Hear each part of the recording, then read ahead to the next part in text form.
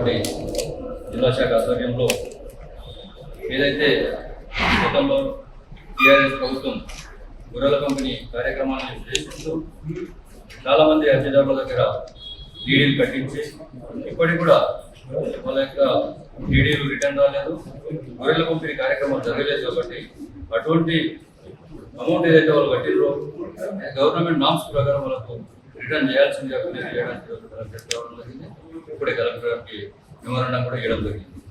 ఇక్కడ పార్టిసిపేట్ అయిన వాళ్ళు మన వైస్ చైర్మన్ రామన్న గారు ఉన్నారు.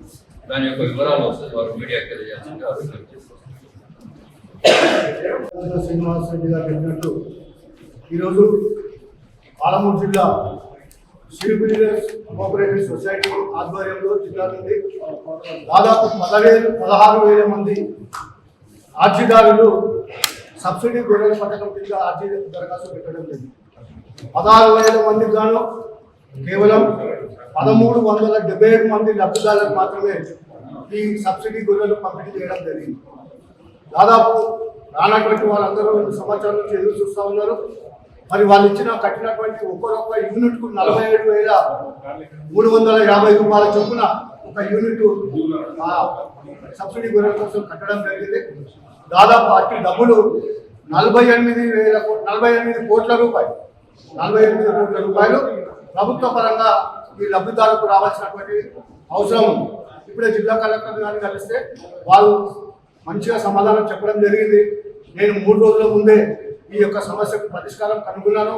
వాళ్ళందరూ కూడా ఈ సబ్సిడీకి వెంబడే రిలీజ్ చేయమని నేను ఉత్తర్వులు కూడా జారీ చేసినాను. తప్పనిసరిగా వారి అకౌంట్లో ఈ డబ్బు పడుతుందని చెప్పి వారు చెప్పినందుకు ముఖ్యంగా కలెక్టర్ గారికి ధన్యవాదాలు. నేను తీసుకున్నటువంటి కార్యక్రమం ఆరంభంలోనే విజయవంతం కావడం చాలా సంతోషంగా ఉంది. లబ్ధిదారులు ఎవరు కూడా నిరాశకు గురి కావద్దు. 3-4 రోజుల్లో కూడా మీ ఖాతాల్లో ఈ యొక్క సబ్సిడీ పథకం ఖచ్చితంగా 47,350 రూపాయలు ఏదైతే ఉందో అది మీ ఖాతాలో జమ అవుతుంది.